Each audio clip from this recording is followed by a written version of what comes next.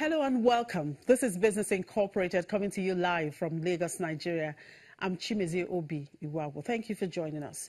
On the show today, Angola's central bank plans to loosen Kwanzaa's peg to dollar. And Nigeria's central bank's purchasing managers index increases to 59.3 reading in December from 55.9 in November. Plus, New Zimbabwe government seeks to sell stakes in state-owned companies. We'll start off the program with the markets, and here on the African continent, the Nigerian stock index continues to lead the others in the region, up 1.29% at intraday, thanks to Dangote Cement, which rebounded 2.24%, and Seplat. In South Africa, the JSE index was down 0.89%, while Egypt was up 0.33%. Kenya closed in the red, 0.11% on Wednesday. In the Middle East, markets were all looking green at intraday strength. In the United Arab Emirates' biggest bank boosted Abu Dhabi's market. The Abu Dhabi index gained 1.50% as First Abu Dhabi Bank rose 1.4% to 10.80 dirhams, bringing its gains in the last 3 days to 5.4%. Dubai's index was up 0.14%. Most real estate firms remained firm, with Emma Properties up 0.5%. In Qatar, the index edged up 0.26%. Saudi Arabia's index was up 0.64%, while Al Rajhi Bank climbing 0.7% after its 2.0% gain on Wednesday. In Europe, markets were higher in early trade as investors reacted to robust economic data from both sides of the Atlantic, while oil prices hovered around 2.5-year highs amid unrest in Iran. For other market developments, let's talk to Annette. Good afternoon, Annette. Welcome. Thank you very much for joining us again. Now, there's this new report. There's this new report from airlineratings.com, which shows that 2017 was the safest on record for air travel, with no fatal crashes on commercial airlines, and of course the fewest deaths in history on small carriers. What other details do you have on this, and are airline stocks flying on this latest industry report?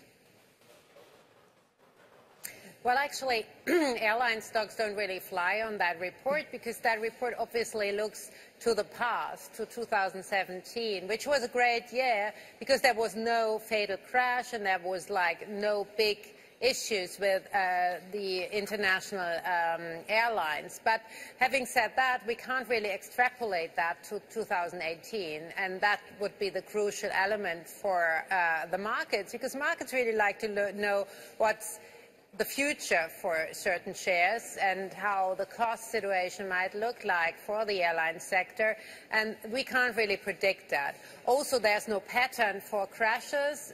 It doesn't really mean that because 2017 was a year without a crash, 2018 will be a year with a lot of crashes. It's all up to coincidences, as we know. So I can't really look into that crystal ball for you, but for now we can say that airline shares had a good year last year, and some analysts are predicting it to be the same also for 2018. Right. Now, U.S. big investment bank Merrill Lynch has blocked clients and financial advisors who trade on their behalf from buying Bitcoin, citing concerns over the cryptocurrency's investment suitability. Now, what is the position of European big banks on Bitcoin as we roll into 2018? Actually, it's interesting. For example, the UBS, one of the biggest Swiss banks, they do have a very similar position. They are warning their clients against investing in Bitcoins, and that they also would not enact any transactions related to Bitcoins for their clients. Deutsche Bank, which is of course Germany's biggest bank, is one of the biggest European banks. They're openly warning that Bitcoins are perhaps the biggest risk to the markets in 2018, as nobody really understands the volatile nature of it, and also it can crash without any big reason, it can go up without any big reason, and so they're warning retail investors to to invest money in it.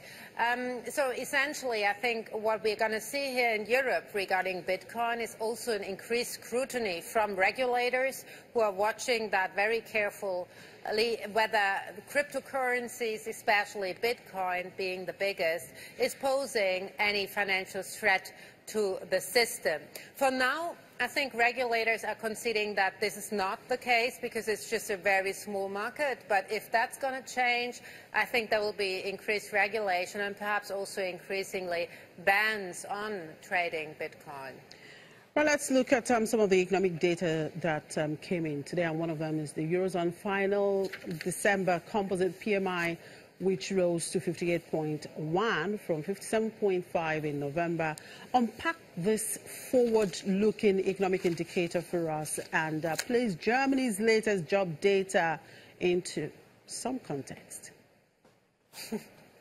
Well, Europe actually these days is the place of very good economic data. And as you were saying, this PMI is a forward-looking indicator and telling us the story that economic growth is here to stay, that purchase managers are optimistic also about the future going forward in the Eurozone. That's a good sign. And if you want to have the link to the German industry or the German economy, Germany is growing clearly above potential, and the labor market is at record levels. Very much the employment numbers went up again for the month of December, and also the employment rate was revised downwards to 5.5% last month, and also for December. So essentially, the German labor market is also more or less empty when it comes to people who are employable.